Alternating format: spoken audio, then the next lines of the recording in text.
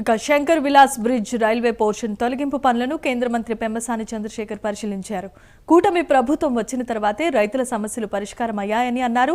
కేంద్రం సైతం రాష్ట్రానికి 500 కోట్ల ఇన్సెంటివ్ ఇచ్చిందని తెలిపారు. ఒక్క నెలలో రైల్వే పోర్షన్ తొలగిస్తామని, 2027 నాటికి శంకర్ విలాస్ బ్రిడ్జ్ నిర్మాణాన్ని పూర్తి చేస్తామని హామీ ఇచ్చారు.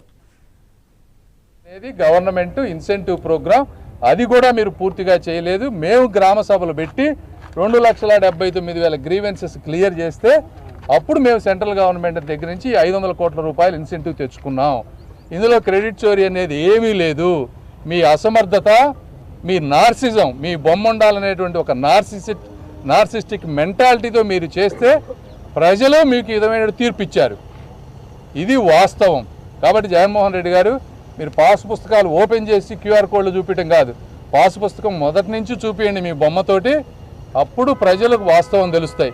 లేదు మీరు మళ్ళీ చెప్పండి, నేను మళ్ళీ ఈసారి గవర్నమెంట్ వస్తే నా పాస్ పుస్తకాల మీద నా బొమ్మ ఉంటుంది, మళ్ళీ సర్వేరాలు నా బొమ్మతో వేస్తాను, మళ్ళీ ల్యాండ్ టైటిలింగ్ యాక్ట్ నేను తీసుకొస్తాను, ఇది కోర్టుల్ని తీసి